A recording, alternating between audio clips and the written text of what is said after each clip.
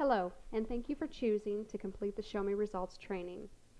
My name is Charity Bridges, and I am the owner of the company. During this video, we will cover the relationship between us and the dealership, the history of the company, scripting and rebuttals, things to consider, knowing the numbers, as well as listen to a few actual call recordings so you have a good understanding of my expectations. Once you complete the training, you will need to reach out to me by email so you can coordinate the start date of dialing and making money. So let's get started. Relationship and history. Customer Resource is a marketing company that's based out of Tampa, Florida. They're our client.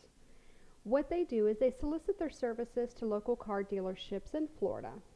Essentially, they go into the various dealerships and reach out to them with the idea of bringing in more customers into their dealership. They offer an appointment setting program that allows the dealership to monitor the results. If we were able to bring in 60 to 90 customers over a 2-week period, and out of the 60 to 90 customers, it gives the dealerships incremental sales that range anywhere between 11 to 33 additional vehicles sold above and beyond what they normally would in a 2-week period. Would that be a service that they're looking for? In most cases, yes. A lot of dealerships don't have the resources to reach out to their customer base, or don't have the correct marketing for their business to bring in the right customers. Dealerships do spend a lot of time marketing in order to get customers into their dealerships. A lot of times they'll spend their money, whether it's a billboard ad, a radio ad, a TV ad, or just simple direct mail things that they send out to their customer base. But what makes us different is that we're taking the extra step, the most important step, of reaching out to those customers. Having that extra touch to have a simple, pleasant conversation with that customer base to find out if they are in the market, and if they maybe haven't thought about possibly trading up or selling their vehicle. Hopefully during our conversation we can strike that curiosity to turn that thought process going to get them to be willing to consider the idea. So once the client, which is the dealership, is obtained, we use their database of customers. And this could be the service database or the sales database, or sometimes a combination of both. We look at that database and then we send it over to our data genius to be able to narrow down the select customers that would be most prime to be in a position to trade up or sell back their vehicle. There's a lot of variables that are looked at to determine who are the best customers. Where should the dealership spend the most amount of their money of marketing? Who should they reach out to? So most of our dealerships that we service are fairly large. They will have a range of 7,000 to 10,000 customers in their database. And we whittle it down by looking at those variables and bring it down to about 1,000 to 2,000 customers, somewhere within that range. So once the customers are selected, we do mail out a letter. Typically it's our private offer letter, but we do have other mailers that we use to entice the customer to come into the dealership. Once the letters hit the mailbox, that's where we step in at Show Me Results. We then reach out to that customer base, because like most consumers, they probably haven't read the mailer. And as I mentioned, it's very important that we take that extra step to reach out to the customer base, because there is truly a lot of benefits for the customer to come into the dealership in order for them to get their vehicle appraised. So you reach out to the customer representing a dealership that the customer knows and loves and trusts. It's pretty darn easy to transition right into that pitch. and try to encourage that customer to come into the dealership to get their vehicle appraised, to go over their options. And you also want to refer to the letter. Once you start dialing, you'll get a copy of that private offer letter or whatever type of mailer was sent out, so you can use that, incorporate that into your scripting. Because dealerships do have different and various incentives that, once again, the customer may or may not have read. But when you reach out to them, you want to make sure that you're soliciting and bringing to the customer's attention those incentives to encourage them to come into the dealership.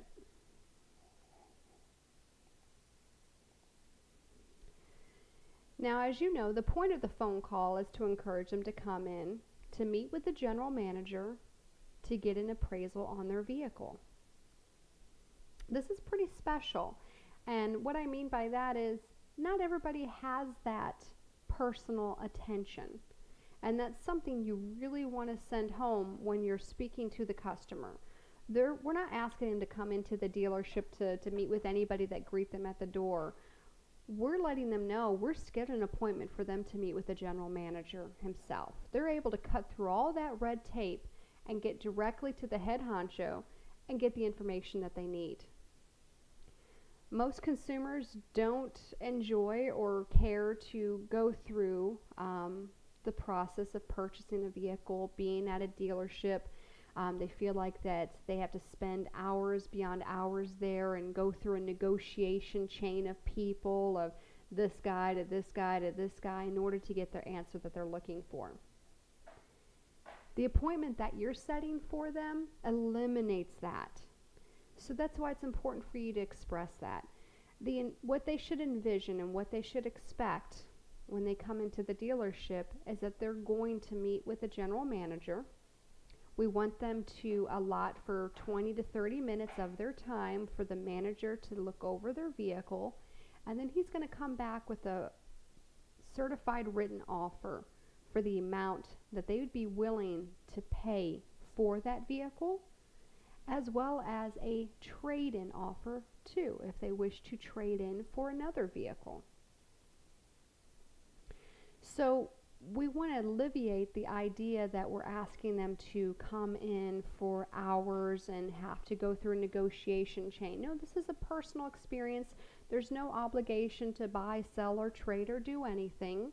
We're just asking them to come in, to give that 20 to 30 minutes to go over the options that they have for that individual.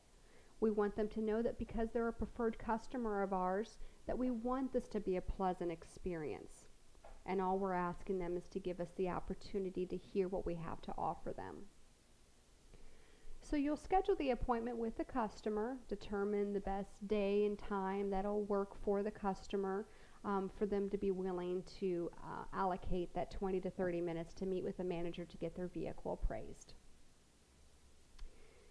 Now, CRI, which once again is Customer Resource, has been doing this for 6 years, and the continued success has allowed us to expand into the Midwest market.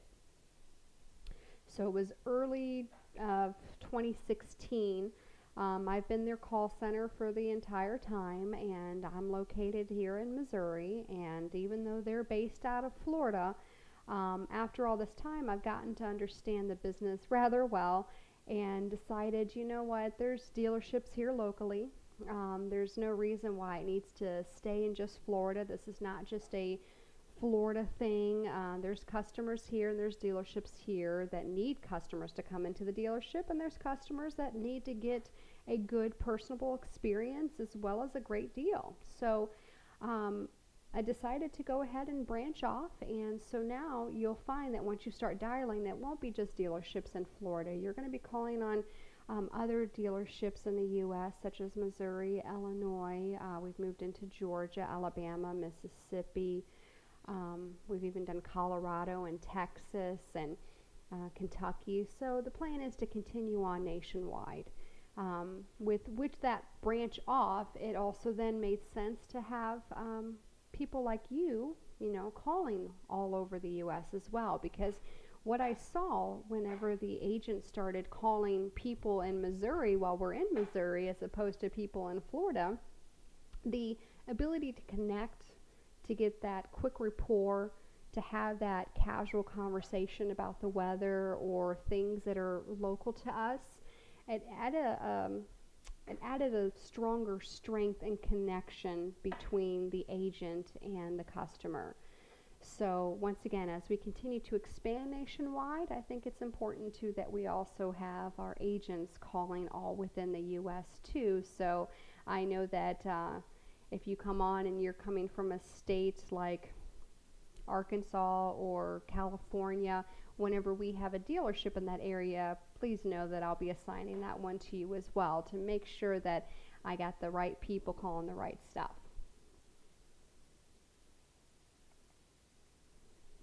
So now we're going to get into scripting, and we're going to spend a lot of time here, obviously, because this is what you're going to be doing. It's important for you to understand what I want you to communicate. Every single appointment that you set, I will have the recordings to all the calls, but specifically the appointments that you set, they will be listened to prior to us sending it over to the dealership, because I want to make sure that we're setting the right expectation with the customer, because I don't want to communicate an invalid appointment. And what I mean by invalid appointment, there's certain parts that need to be communicated, clearly communicated, so that we have the right customers coming into the dealership with the right expectations. And we're going to cover those core parts in fine detail, so that you understand as well, before even getting on the phone, that you know what I'm listening for, so that there is no confusion. Now, as you see here, scripting is a tool to use, but not needed to be verbatim. In the beginning, I would expect for the first few days, maybe the first full week, you will be using the script verbatim just to get you comfortable, just to give you that foundation so you know how to say and what to say.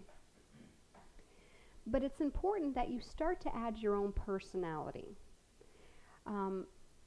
You want to use words that you're more comfortable with, that roll off your tongue more naturally.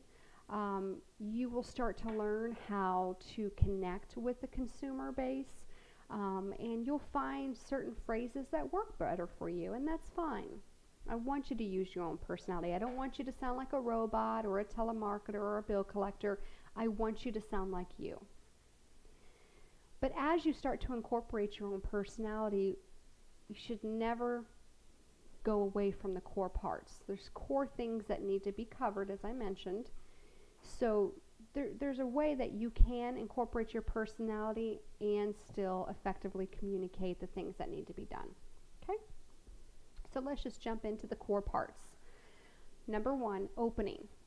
Introduce yourself and the dealership. Pretty simple. I don't want you to mislead and say that you're something else other than that, or start using aliases. It's important that you introduce yourself and the dealership. And the easiest way that I find to do it, as soon as that person answers the phone, just say, "Hi, this is Charity from Bommarito Cadillac. How are you doing today?" That's simple. You need to be conversational. So as you introduce yourself in the dealership, ask them how they're doing. Begin with a conversation. I don't want you to sound like a bill collector, and a good way to do that is if the call opens with, "Hi, is John Smith there?" Don't do that. There's no reason for it. Whoever answers, let's say we're calling for John Smith and a female answers. That's okay. Most likely that female is the spouse, and what we're asking them to do is typically a joint decision, right? A vehicle purchase or a vehicle sell is, a major thing for the household, right? And it's typically a joint decision. So if you know that you're calling for John Smith and a woman answers, just go ahead and still do the opening. "Hi, this is Charity with Bommarito Cadillac. How are you doing today?" If she finds that, we really need to speak with John because he's the one that drives the car and she's not sure if he'd be interested, she'll pass you right on through to him, not a problem. So just to avoid sounding like a bill collector or telemarketer, introduce yourself in the dealership and ask them how they're doing. That's the easiest way to break through that barrier and get to the person that you need to speak to. The pitch. In your pitch, however you word it, you need to make sure that what the customer is understanding that they're going to be doing is that they're going to meet with the general manager to get an appraisal on their vehicle and express that the dealership wants their vehicle. That's a valid and true statement. Dealerships need not only the new vehicles, they need their pre-owned lot to be filled. They need to know that whoever comes to their doorstep for the dealership, that they have options, that they have vehicles available, various vehicles available to be able to present to that customer to meet the various needs that every customer has. So there's many ways that a dealership can obtain a pre-owned vehicle, such as going to an auction house and gambling pretty much on a vehicle that they don't know so much about, they really don't have the full history on, and then having to pay to get it transported to their dealership. That's a costly way for them to get pre-owned vehicles. The number one way that they would prefer to get their pre-owned vehicles is from their preferred customers. The customers that you're reaching out to, these are people that take good care of their vehicle. These are people that come into the dealership on a regular basis to get it serviced and maintained, and it's well taken care of. These are people that the dealership has a full service history on. Okay? So these are the cars that they want, number one.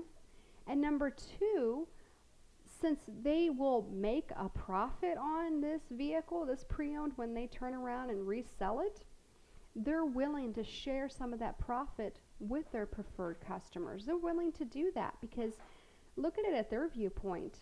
They're getting a great vehicle with no really risk factor because they have the history on the vehicle, and they're giving a good deal to that customer, which is now going to be a longer standing customer. This is going to be a repeat customer.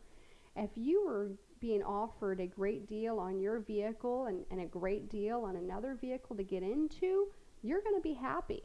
And the next time you're ready to get another vehicle, you're going to remember that experience and you're going to want to go back to that dealership, right?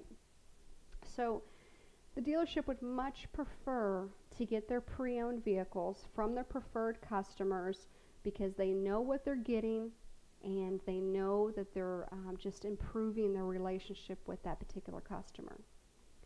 So make sure that in your pitch, however you word it, that's what you're communicating. This is what we're asking them to do. We're asking them to come in to meet with the manager to get an appraisal. And the reason we want them to do that is because we want their vehicle, period. That's why.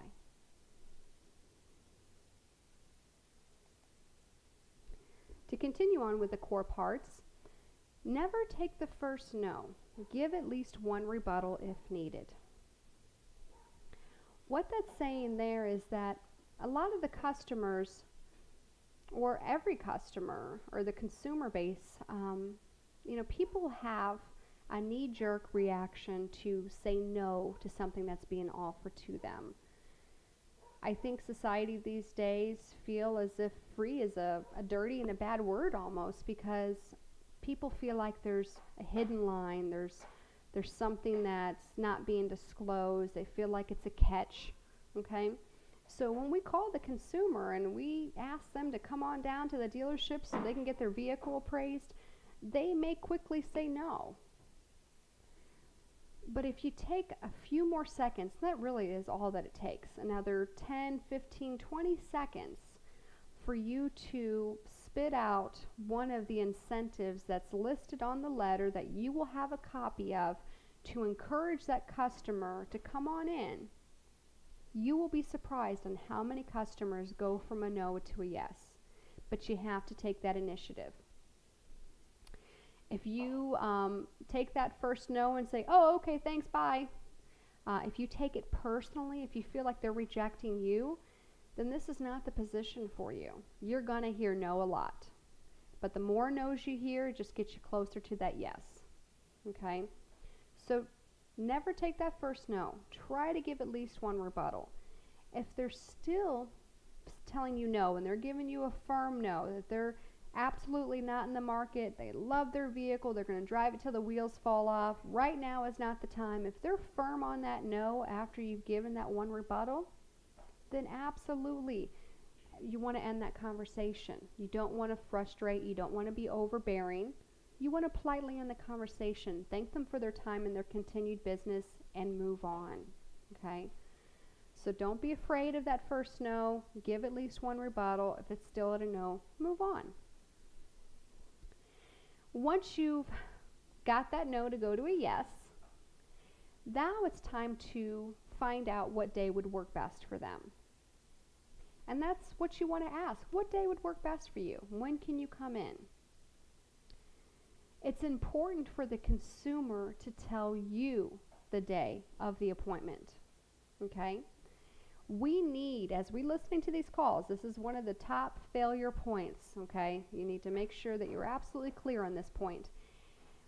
While we're listening to the call, if you have a consumer has expressed interest and they would like to take advantage of this opportunity, we cannot have you tell them, oh, well, I'll put you down for Saturday at noon. If you have any problems, give us a call. You can cancel.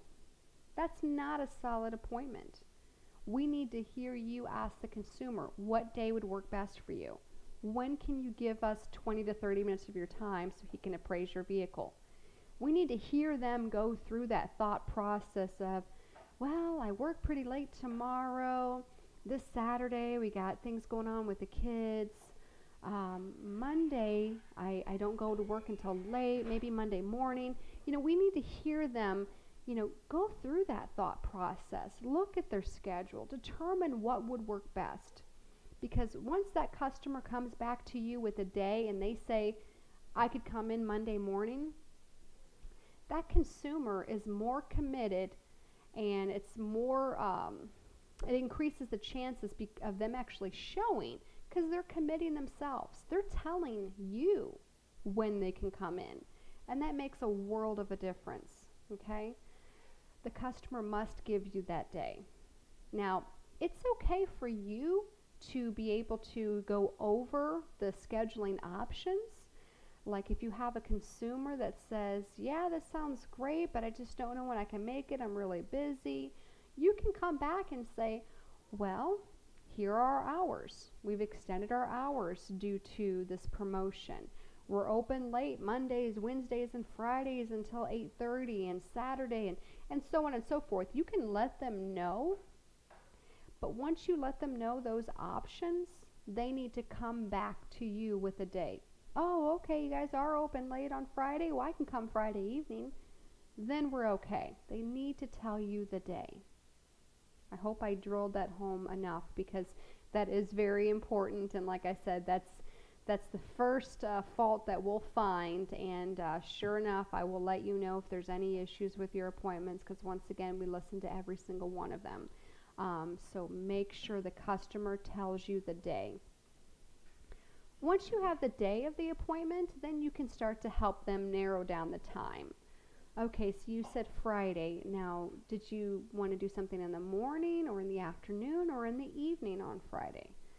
And they might come back, oh, I can come in the evening. Okay, well, we're open until 8:30. What time were you thinking? Oh, well, I get off work at 5:30. I could make it in by 6:15, 6:30. You can start to help them narrow down that time. And based on the time, we do go by 15-minute increments. So you do 6 o'clock, 6:15, 6:30, 7 o'clock, and so forth. Once you've identified the day and time, then you want to recap. All right, so I have you down to meet with John this Friday at 6:15. You'll be bringing in the 2012 Cadillac STS. And is this the best number to send you a text confirmation? Okay, great. And then last but not least, we want to advise of the gift card. And for taking the time to come out and see us, he's also got a gift card waiting for you as well. Now the gift card, as you see, is placed after the recap. And that's what we should hear. The gift card is not something that we use to encourage or entice or dangle for the customer to get them to say, yeah, I'll come in. Okay, we don't want customers flooding the dealership and wasting their time just to get a gift card. We want people that are truly interested, or people that you've been able to at least strike the interest of the idea of them getting their vehicle appraised and being presented with a great offer. Okay, so the gift card is something that we mention after the recap. The gift cards are purchased by the dealership, so it's up to them on the value of the gift card and what the gift card is for.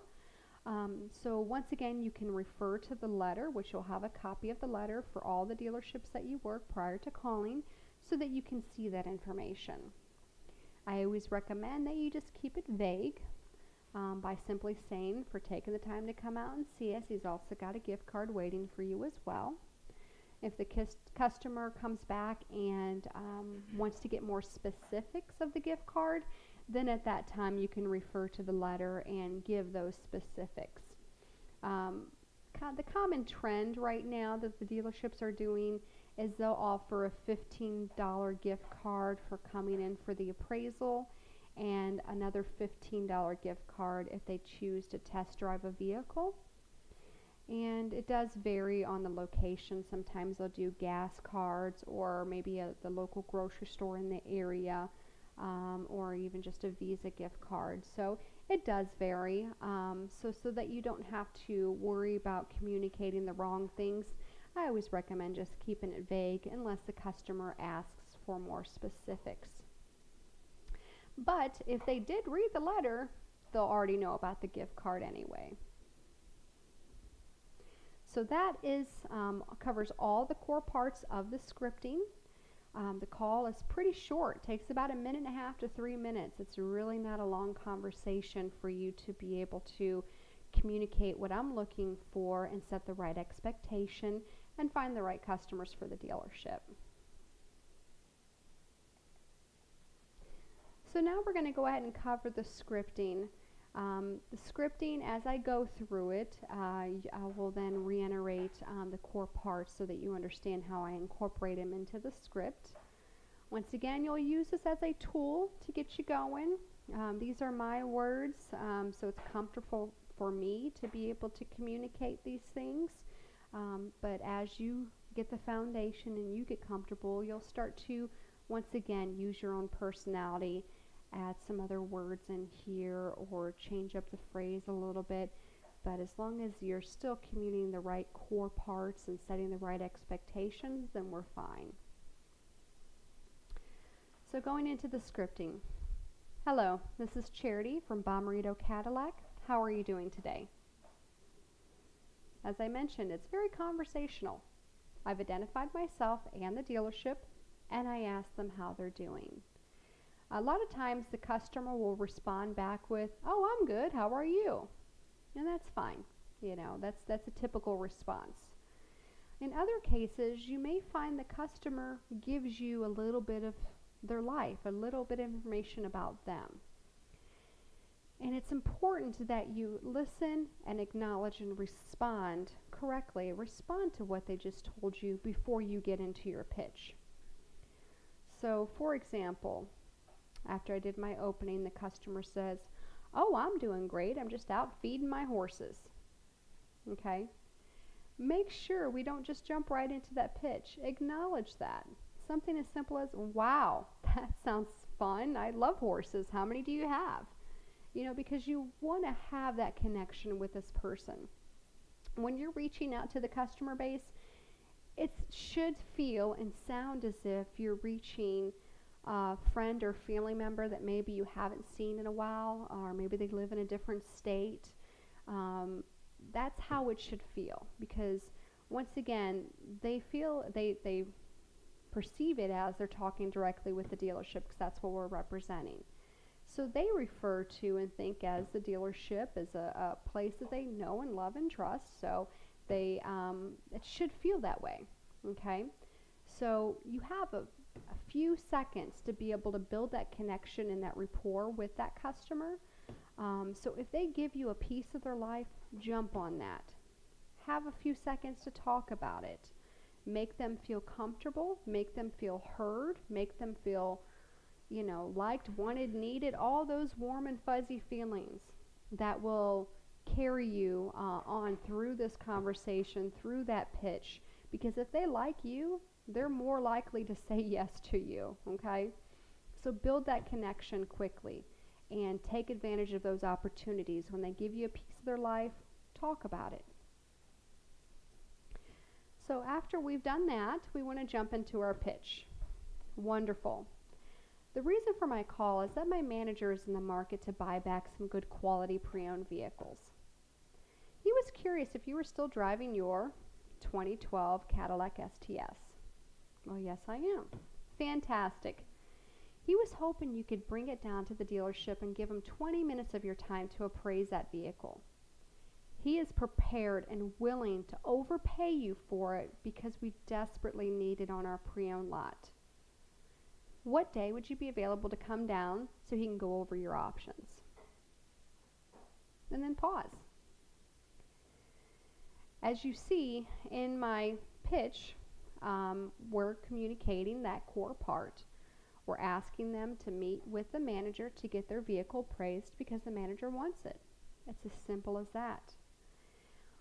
In my pitch also, I'm very assumptive. I don't like asking closed-ended questions. I don't want to give the customer the opportunity to start telling me no.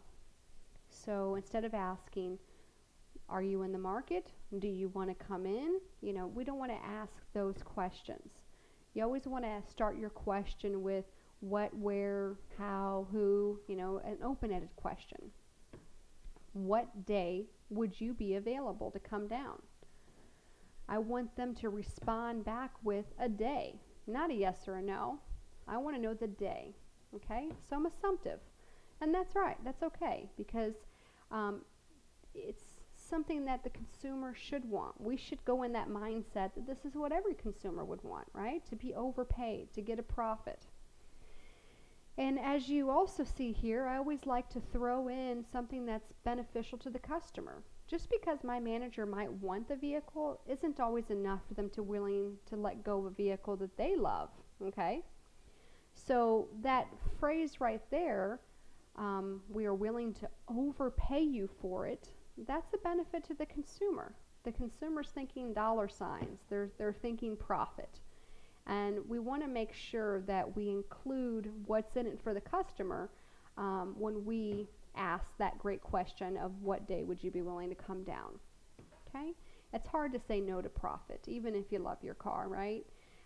So make sure you indicate a benefit once you start to change up the script a little bit and add your personality.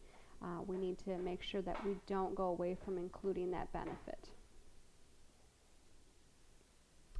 So as I pause, I should get one or two responses. Either one, they tell me a day, which is great, a slam dunk appointment, or move right on. Or two, they'll give me their objection. Here are the most common objections that you will hear. The first one is, we are happy with our car.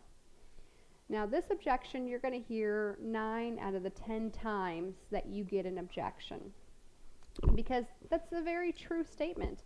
They are happy with their car. They take good care of their car. They do have a great car. So that's why the dealership wants it, right? So you're going to hear this very commonly so, and this is something that you need to be prepared to rebuttal, okay? The rebuttal I have listed here, it's not fully complete, and the reason I say that is that each dealership has a little bit of a variation of what incentives that particular dealership is willing to offer and propose to those customers. So you want to refer to the letter before you start dialing for the dealership so that you can add it to this rebuttal that you should plan to use rather frequently. Like I said, you're going to hear this objection a lot. We're happy with our car. So what I prepared you for is just to get you started, get the conversation going, but you should wrap it up with some sort of incentive that the dealership is offering. So going over the rebuttal. I know your car is a great vehicle. What if we were able to get you into a newer model with added features and or better gas mileage? Okay, so once again, this rebuttal isn't fully complete because it has to be somewhat vague because each dealership has a little bit different on their incentives. Just to kind of give you an example, Bob Marito, Volkswagen,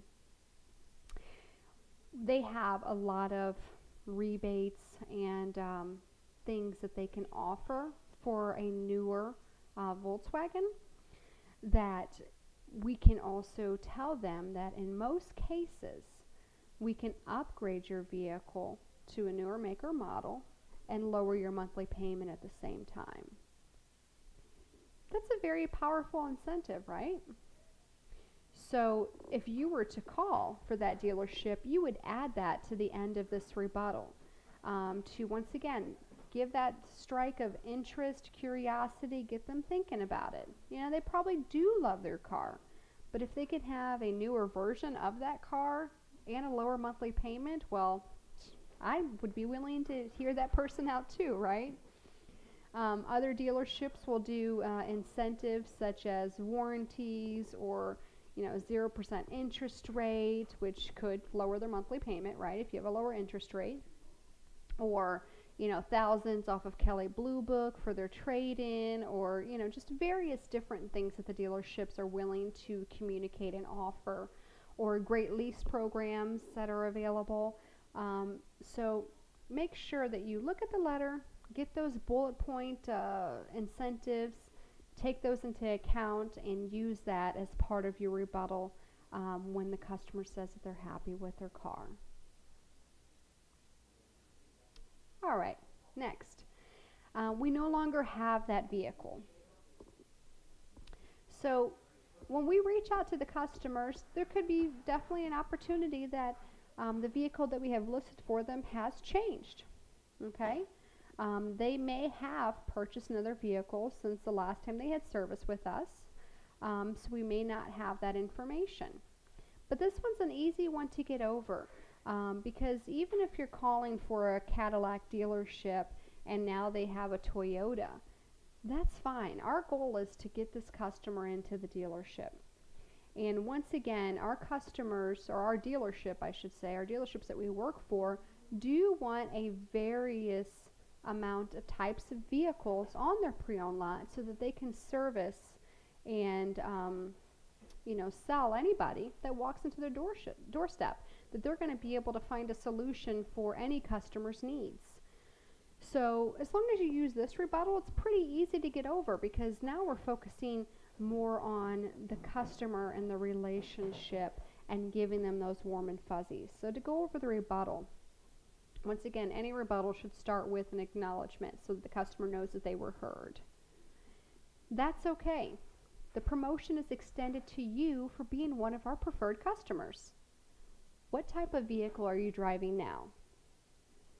And just to stick with my example, let's say now I have a 2015 Toyota Camry.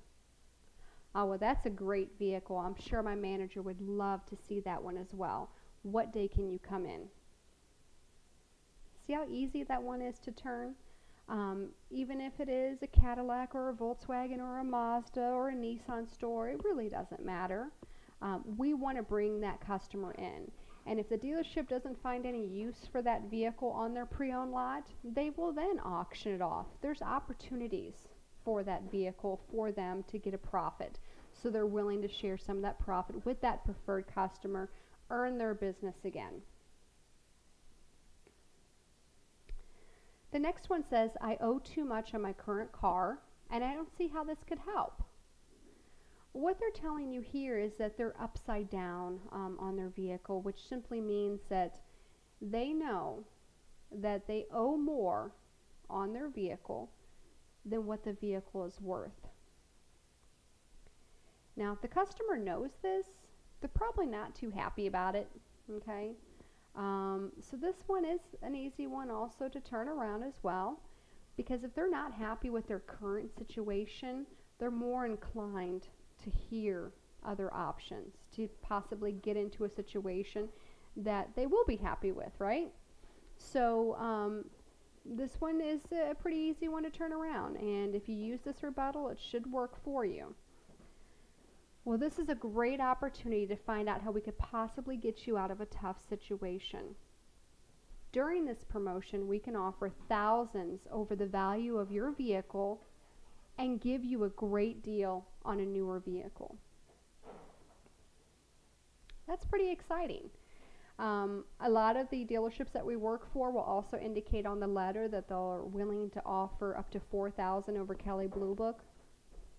So what that simply means is maybe the vehicle's only worth $10,000 and the customer knows they owe $13,000 still on their vehicle.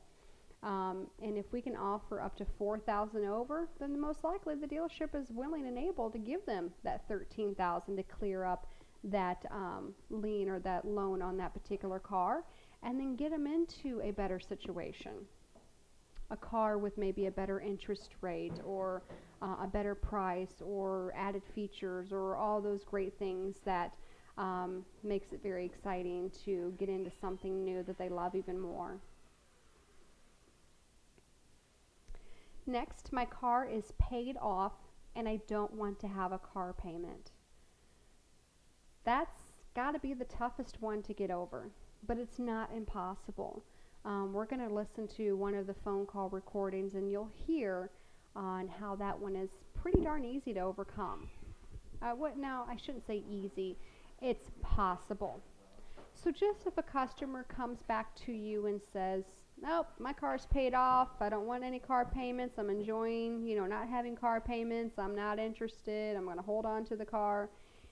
Just when they tell you no, and that's why they're telling you no, you still need to try. You still need to give that rebuttal to try to overcome that objection, because it is possible. And what we want to focus on here is we want to focus on reminding them how great it was when they first got that car, right? Reminding them too that the vehicle that's paid off that they have right now probably got some wear and tear. It's probably got some miles. They're probably going to be running into service bills right now. I'm sure it doesn't have all those added special features that maybe the newer cars have that they've seen from their friends and family members, right? So we need to touch base on some of those things to paint that picture and remind them on what they could have, as well as another thing that you want to incorporate that I don't actually have written in the rebuttal: equity. This consumer has a vehicle that's worth something and they have no loan on it at this point, right? So all that it's worth is 100% equity. Okay? That's pretty darn exciting if they can transfer that equity into something else, something newer.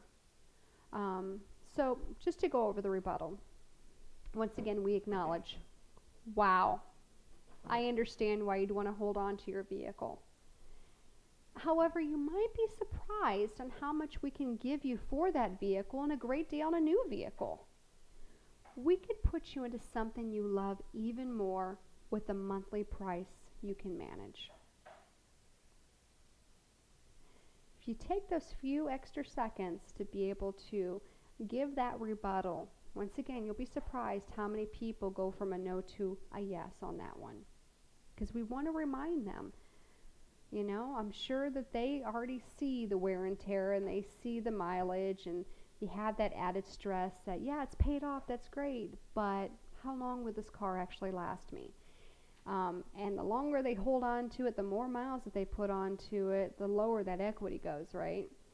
But if we can remind them with all that equity they currently have right now, and a manager who really wants it right now, and he'd be willing to give them more than what it's worth right now, put that towards a newer maker model, to a vehicle that they love even more.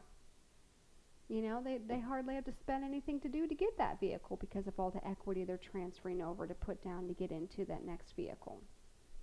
So it's a pretty exciting thought, But it's up to us to plant that seed. It's up to us to communicate those things to get them to think about it.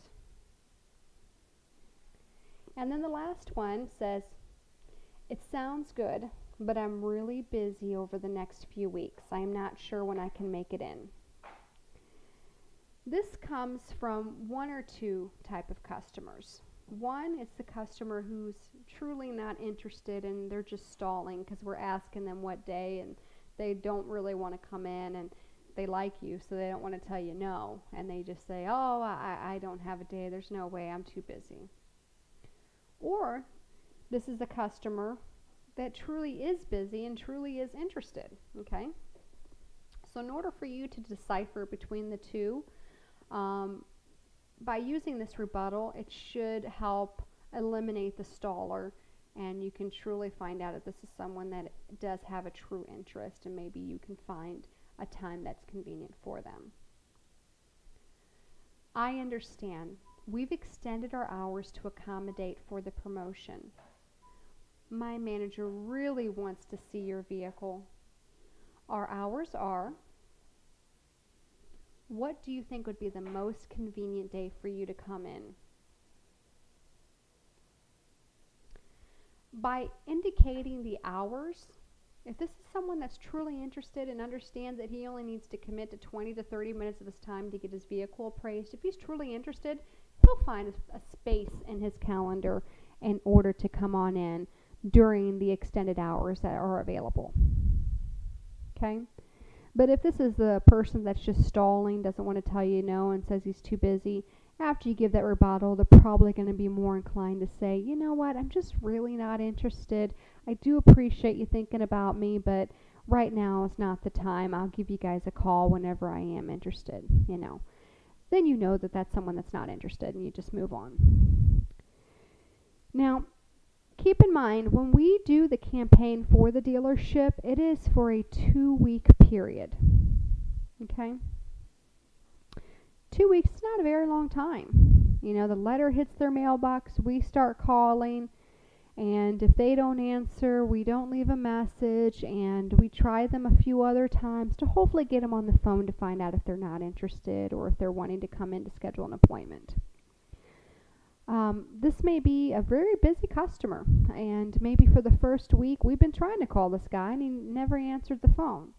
But finally, by the second week, he answers the phone. And he's like, yeah, I got the letter last week. You know, it sounds great. I've been thinking about upgrading my vehicle. I do want to do this, but I'm just really busy.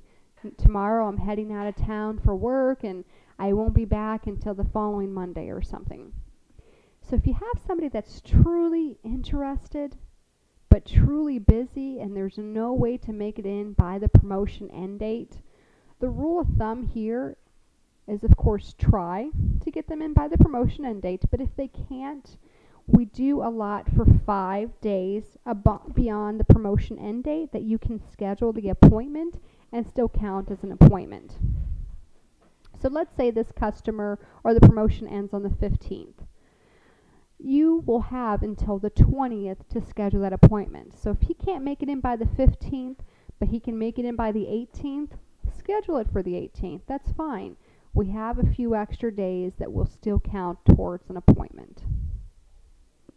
But if it's anything above and beyond that, then you can just tell him he can come into the dealership at his convenience, but it won't be marked down as an appointment. And the last thing I want to put here for a rebuttal, that's what I call the back pocket rebuttal. It applies pretty much to any of the scenarios. We want to consider the fact that most of the households that we're reaching out to typically have more than one vehicle in the household. So if you have that customer that's happy with their car, or maybe they feel like they're upside down and we can't help, or their car is paid off and we've tried the rebuttal and they're not interested in willing to do anything with that vehicle, you can always ask the question, what other vehicle in the household would you be willing to let go if we could show you a profit? Okay? Once again, be assumptive that there's another car there. If there's not, they'll tell you that there's not, no big deal. But you will be surprised that how many times that I've asked that question that it's resulted into an appointment because of the simple fact that I've taken the focus off of the car that they keep telling me no to and opened up the door of possibilities. And now, oh yeah, my husband, he drives his GMC Sierra truck and he's been, complaining about the gas mileage and was considering getting something smaller because he's spending a fortune getting back and forth to work. He might be interested. Let me talk to him. Something simple as that. We just need to open up that door of possibility to turn this contact into an appointment. So don't forget about that back pocket rebuttal. What other vehicle in the household would you be willing to let go if we could show you a profit?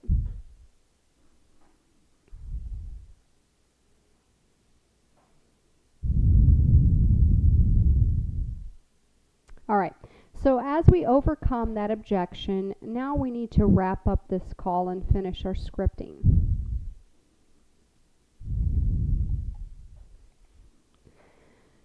So just a quick recap. We've introduced ourselves in the dealership. We asked them how they were doing. We gave the pitch. We let them know that we want them to come in so they can get their vehicle appraised with the manager because we want their vehicle. They gave us an objection. We've overcome that objection. Now we ask that wonderful question, what day would work best for you? We determine the day and then we determine the time. And then we recap.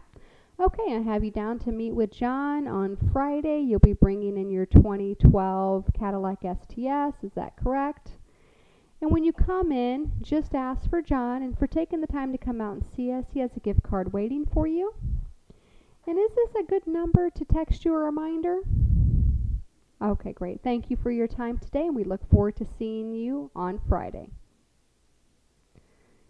Now, I know it feels like we've covered a lot of information, but literally this phone call will only take you about 1.5 to 3 minutes for you to cover all those core parts.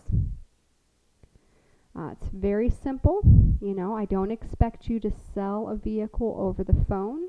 You do not have to be a car guru or know specs of vehicles or talk about financing or credit checks or money down or any of those things. I just need you to put that seed there. Get them thinking about getting into a newer make or model, or at least get them thinking about being overpaid for their vehicle.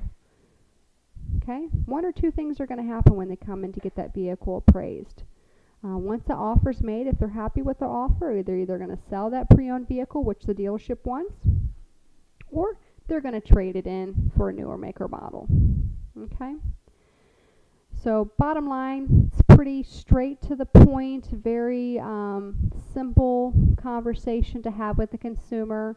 This is not such as a cold call because these customers are already warm because they have a relationship with the dealership, they received a letter from the dealership, and now we're calling. So it's pretty easy to transition, determine those that are interested and those that are not. And if they're truly not interested, then we just move on to the other hundreds of customers that we have to call.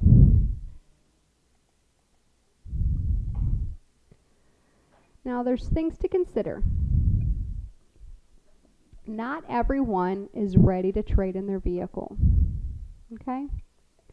So, as I mentioned before, don't take that no as a rejection to you. They're not rejecting you, they're rejecting what you have to offer. They're not in the market to trade in their vehicle. They don't want to sell their vehicle, they don't want to trade in for another. So, as long as you at least try to rebuttal and point out a benefit to the consumer. If they're still not interested, once again, move on, thank them for their time and move on. Don't allow this to frustrate you. Don't allow this to slow you down or prevent you from making that next phone call. Now, we should only suggest the idea and do our best to strike the interest to the customer. We can't force them to come down. We can't threaten them. We can't bully them. All we can do is suggest the idea. It's just simply about building that rapport and that connection, listening to the customer, make them feel the warm and fuzzy feelings that they should feel about being wanted, needed, and thought about, and just suggest that they come in. Keep the call conversational and make them smile with an upbeat tone. It's important for you to not sound like a robot or sound like a bill collector. Once again, you want to sound as if you're calling a long lost friend. Okay? Sound excited to hear when they answer the phone. Smile when you talk to them. Have that enthusiasm about the idea to get them to be excited about it as well. And if you can get them to smile, laugh, giggle, more likely than none, they're going to say yes to you because they like you. They're going to rate this phone call experience and expect that they're going to have a similar experience when they go into the dealership. So if they enjoy you, they're more likely to say yes because they're going to believe that they're going to come into a dealership and have another pleasurable experience. Listen to the customer and respond correctly. It's very important that the customer feels that they are being heard, whether it's objection or not, or whether it's small talk. It's important for them to know that you are listening to them and giving them that respect. This job is very repetitive, so even though you think you know what the customer is about to say, do not interrupt the customer. Make sure that you're free from distractions so that you can truly listen to that individual before you respond, so that you respond appropriately. And last, enunciate clearly to make it a pleasant experience for both. As a consumer, it's very frustrating when you have to contact a business and because of their tone or just the wording that they're using, it's hard for you to understand them, and it's very frustrating that you can't get your point across or that you don't understand what they're trying to tell you. It's not good, and that's not what we want them to have. We want them to walk away from this phone call, whether or not they set up an appointment, whether or not they choose to come into the dealership. We want them to walk away from that phone call with a positive light and view of that dealership. So it's important that we kind of model the pacing of the customer so that they fully understand us and that there's no miscommunication and they feel as if they're being heard and that they heard us correctly as well. So just enunciate clearly.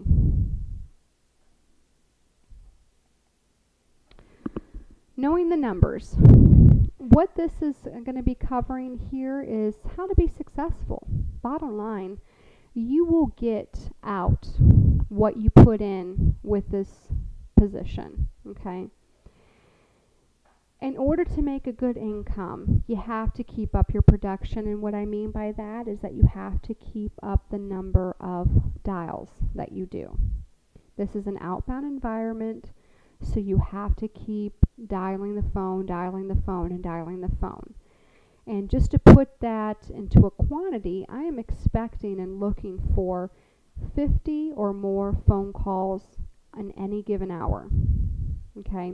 I know it sounds like a lot at first, but just to put it in perspective, depending on the day and time of your calling will determine how many contacts you have. But in most cases, you may go a few phone calls in and still have not spoken to one individual. So the phone rings, you got about 20 seconds before you're hanging up and then dialing that next number. The phone system that we will set you up with will be very easy for you to use. You don't have to manually punch in the numbers. It's a simple copy and paste and enter and off you go. So if the phone rings for 20 seconds, they don't answer, you hang up, you paste in the new number, you dial the next. If you get a voicemail, we don't leave a message, we hang up, we paste in the new number, you dial the next. So throughout that time period, you can get through 50 up to 70 phone calls in any given hour. If you have a contact with a consumer, as I mentioned before, the talk time, the time that you're going to spend on the phone with that consumer is going to average between 1.5 minutes to 3 minutes. That's it. It is very short. If you get an appointment with the consumer, The system, the spreadsheet that you're going to work off of is very easy for you to use. You don't have to take a lot of notes. You don't need a lot of information. You just choose a day and time and you move on. There's no major downtime in between phone calls that you should ever have. But in order for you to stay focused, you need to make sure that where you're dialing from is free of distractions. That's going to be what's going to hold you back. You can't have people, TV, your phone, or internet, or anything that's going to cause you to have time in between phone calls. You should be able to dial, hang up, dial, hang up, dial, hang up, dial, hang up, contact, hang up, dial, hang up, and so on and so forth. If you can be money motivated and driven, self-driven, because obviously you're from home.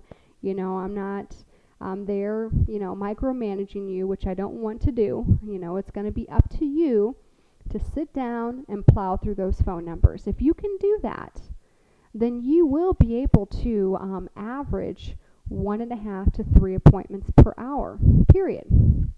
But it's up to you to be able to sit down and dedicate that time. If you say, Charity, I'm going to work on Monday for 3 hours, then I expect during those 3 hours you're going to make at least 150 phone calls. Okay? If you say you're going to work for 3 hours and you only made 50 phone calls, that's going to send alarms. That's going to tell me that this is not something that's potentially for you. To be honest, it really isn't, because in 50 phone calls, you're going to get 1.5 to 3 appointments in that 50 phone calls. So let's say you did the high mark, you got 3. If you got 3 appointments in those 3 hours, that's not very exciting, right? You want to make more than $9 an hour. I know that you do. In order for you to make good money, you need to be able to put in that focus in the dials. You have to do it. Because if you only got 3 appointments over a 3-hour period, you're going to want to look elsewhere for income, because this is not for you. Okay? But if you are that person that can stay focused and stay driven and dial the 150 that you're supposed to during that 3-hour period, now you're looking at 9 appointments. Okay? Now you're looking at $27 an hour if you break it down that way, right? $9 an appointment. So, and if you got 3 in an hour, that's $27 an hour times 3. That's good pay, okay? But it's up to you. It all starts with the amount of phone calls you make.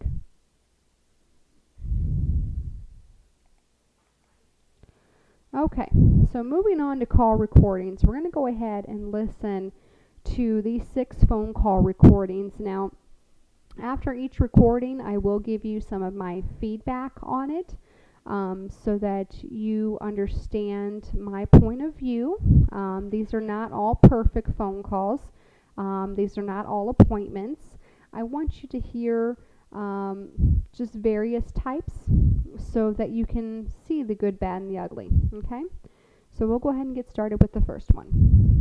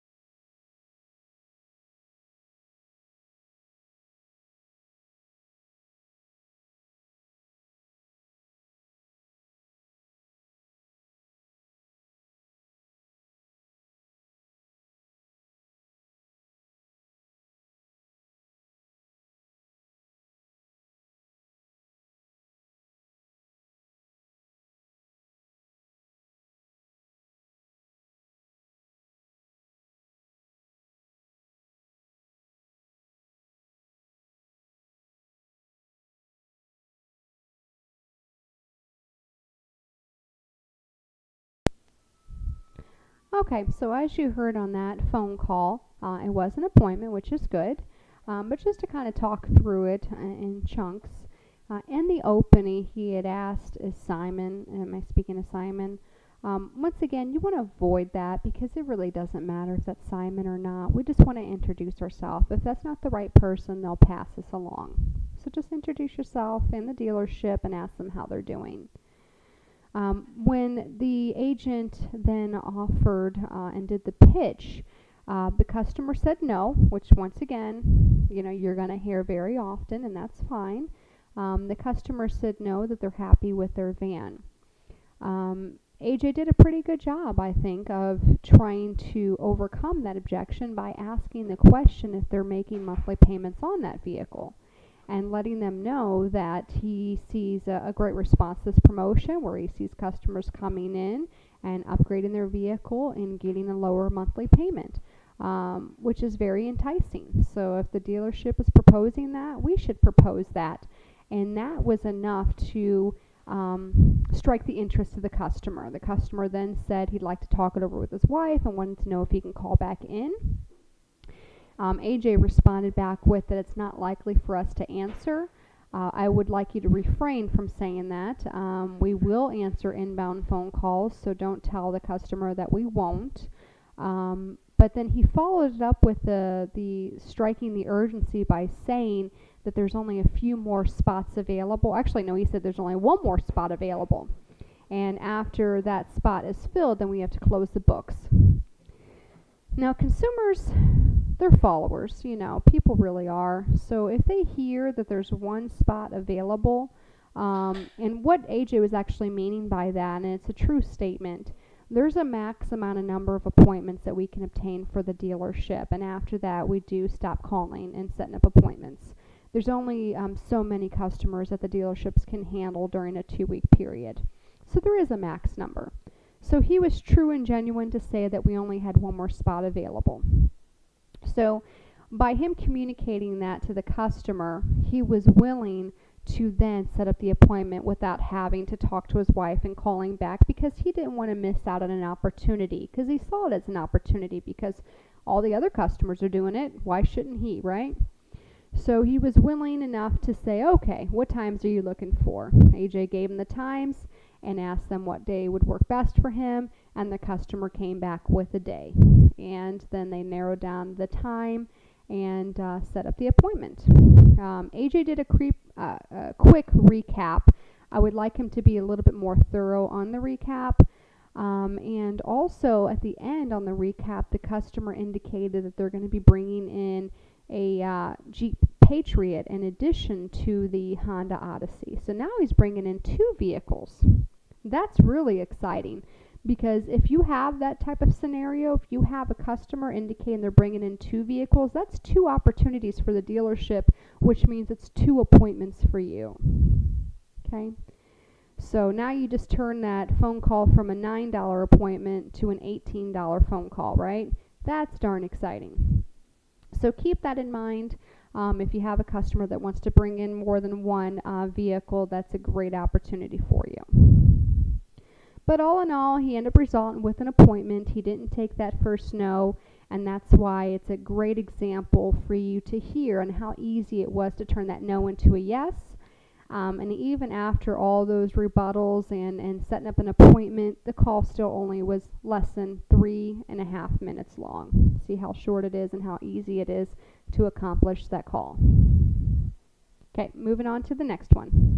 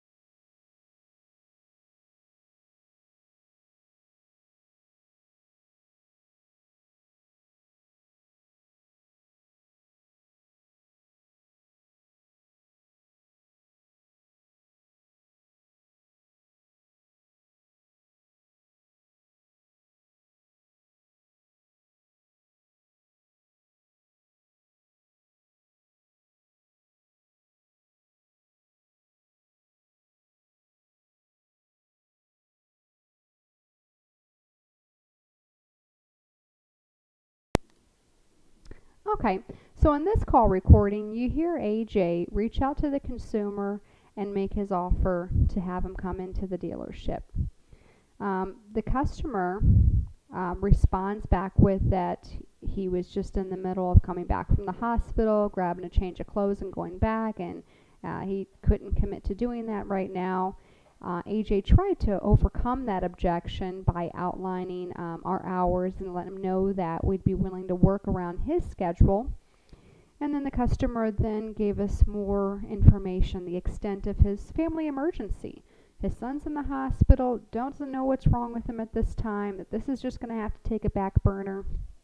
So this is a great example of when to let the customer go.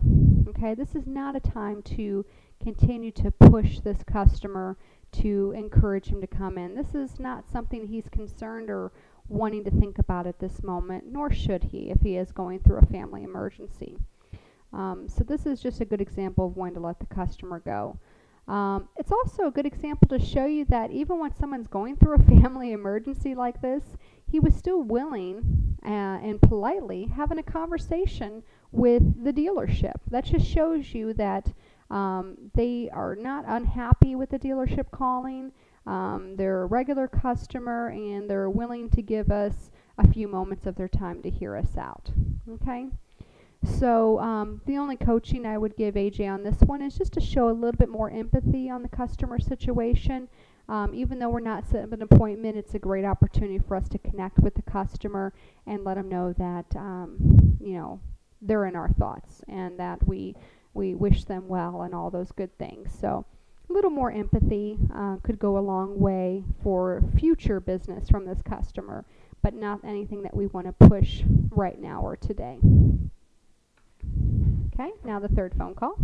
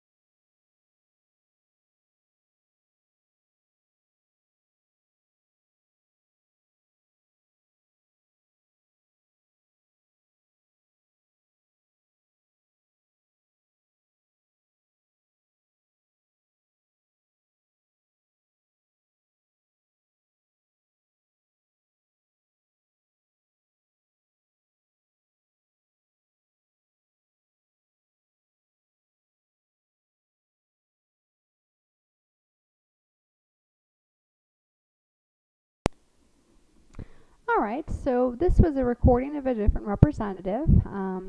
He had reached out to the consumer. Consumer said no, which once again you're going to hear pretty often.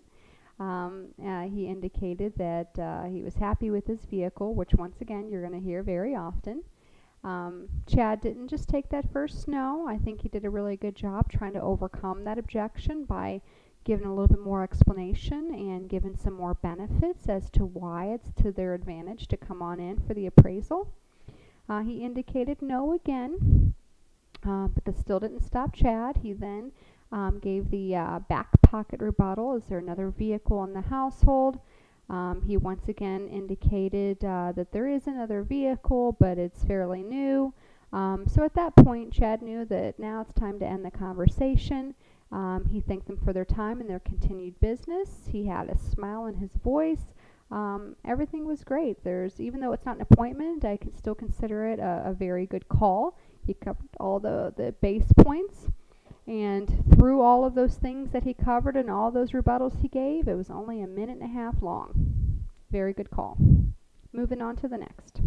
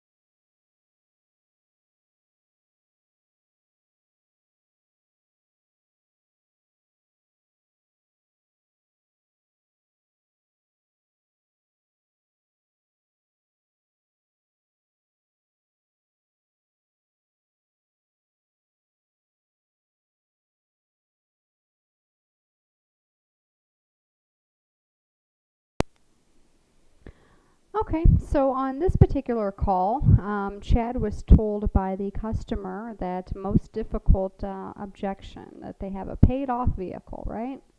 And as you can hear, this is something she's very proud of, and she should be. So she clearly stated, no, she's good, she's happy with her vehicle, and the reason is it's paid off. Okay? Once again, don't shy away from that. Don't say, oh, that I understand, thanks, bye. We need to try to overcome that objection. Chad does an excellent job of letting them know that this is actually, a special opportunity for someone in her situation with a paid off vehicle, with how much that we'd be willing to give her for it and all the equity that she has in it, that how we could potentially get her into a newer maker model and hardly spend anything to do it. That got the customer thinking, right? She went from a nope, nope, nope, nope to, let me think about it. Let me talk it over. Then she also indicated that she's about ready to go into a work meeting, and he scheduled a callback. I think he made the right move there. Instead of continuing to push this customer after going from a no to a maybe, to try to keep pushing her to schedule an appointment when she has to go to a work meeting, I think it's a good idea to simply schedule the callback. Allow her to get to her work meeting on time. We need to understand and appreciate the customer's time, and also allow them to think about it, because we've already planted the seed. Let's let them think about it. Let them talk it over with their spouse or whoever they wish to speak to kind of make their thought of whether or not they want to take advantage of this opportunity, or at least come and hear what the general manager has to offer. So he went ahead and scheduled the call back. The only coaching that I would give to Chad on this call is, when scheduling the call back, is just to firm it up. Okay, he put down Thursday afternoon. You'll find that callbacks will be your friend. They really will. It's good to build up a good callback list of customers, so that way you can start the beginning of your shift calling your callbacks, nail down a few appointments. You're in 15 to 30 minutes of your shift and you've already got a few appointments. It's a good way to start your shift. It really is. So when I say nail down that callback, I'm referring to, if Thursday afternoon works for her, let's narrow it down. Thursday at 3:30, and then as well as not just the time, but what's a good number to reach her at 3:30 on Thursday? Is it the number we're calling now? Is there a different number we should call? Let's really firm that up so that we can ensure that the customer does answer when we do that call back, okay? Because there's a good likelihood that if we firm it up and get back in contact with this customer, they're more likely to say yes, that they'd be willing to come in. But overall, a very good call, very good response to that very tough rebuttal of a paid off vehicle.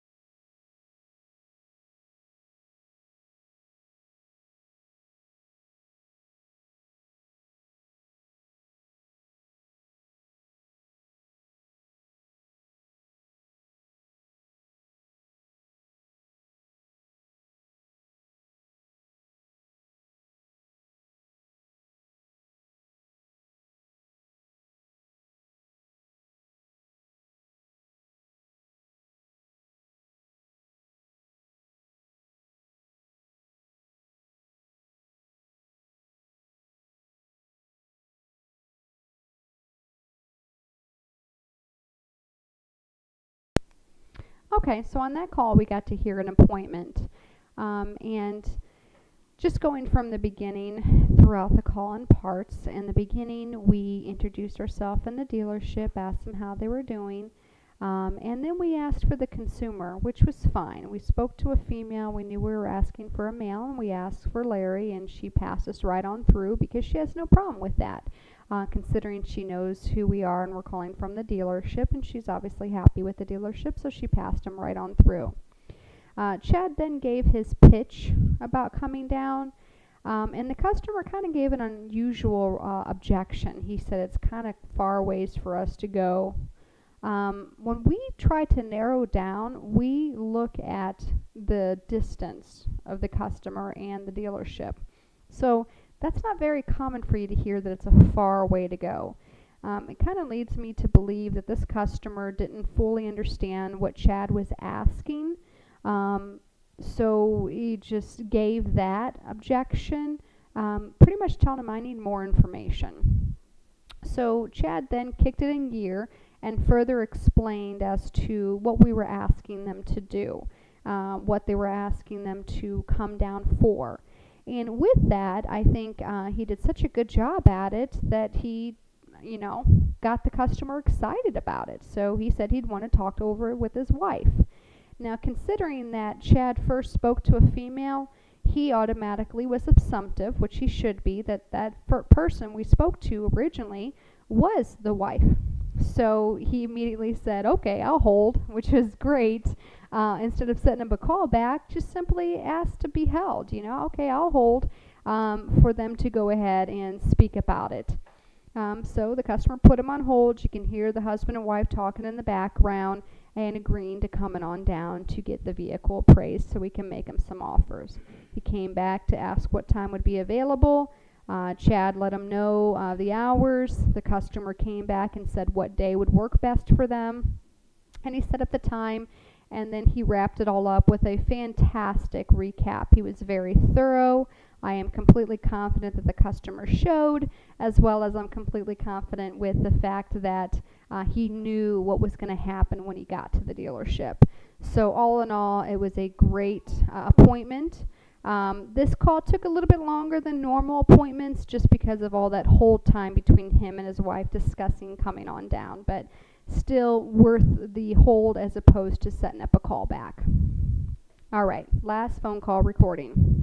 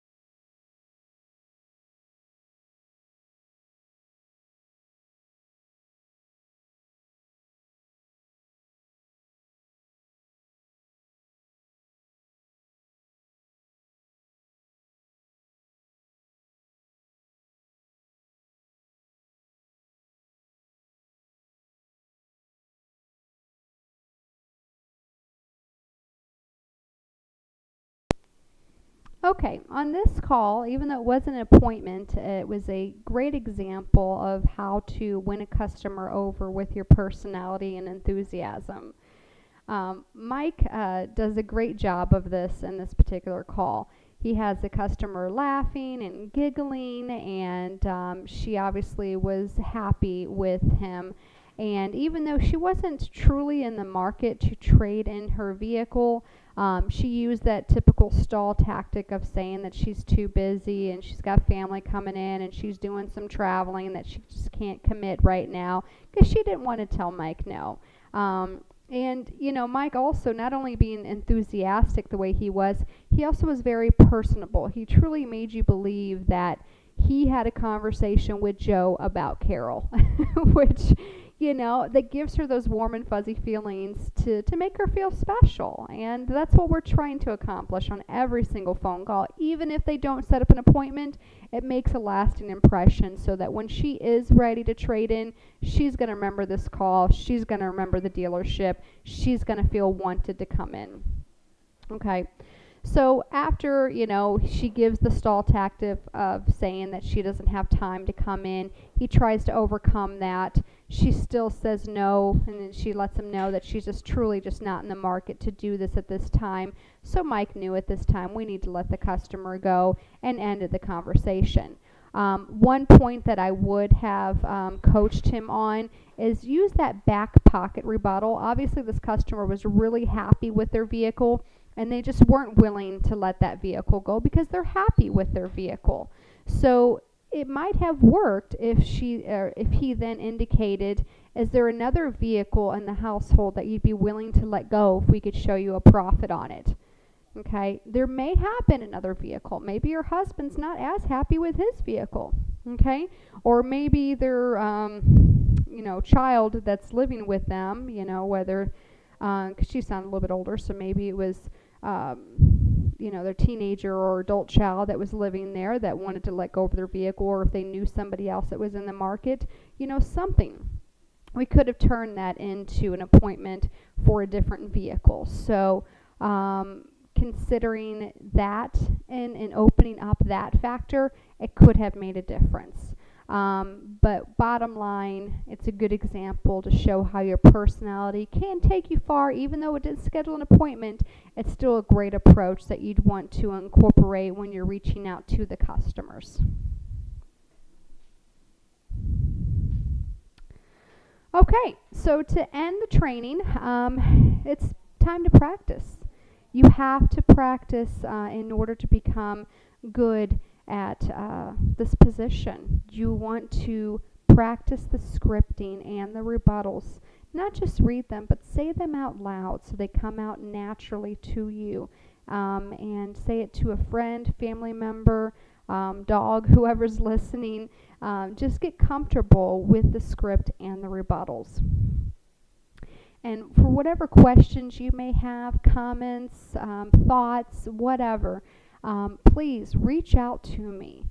The best way to get in contact with me is by email, because I'm typically always on the phone. So definitely send me an email. I'll respond. If you need me to call you, I'll be more than happy to give you a call or set up a time for you to call me so I can answer any questions so that I know that you're good and ready to go and you have everything you need in order to do this. And once you are comfortable, once you've gotten that practice down and you're ready to start making some phone calls, you want to email me at charity@showmeresults.net with your schedule, okay? And it's very simple. Just simply say, okay, completed the training, I'm ready to go. I can work next week, Monday, Tuesday, and Friday. Each of those days I can do 4 hours. Something as simple as that. I just need to know the amount of hours and which days that you're available to work. That way I could incorporate it and make sure that I'm giving enough coverage to all of my dealerships, because we do work multiple dealerships simultaneously. Once I get that email from you, then I'll be reaching out to you so that we can get you the phone software installed. I will also show you how to use the spreadsheet so that you're good to go, and give you the copy of the letter and the instruction sheet, give you everything you need before you make that first phone call. So once again, I want to thank you so much for taking the time to complete the training for Show Me Results. I desperately need your help because I can't grow without the additional staff, and we have plenty of customers to call, a lot of dealerships that enjoy what we do for them, and I need your help. So feel free to reach out to me by email, and we'll go from there. Thank you so much, and have a great rest of your day.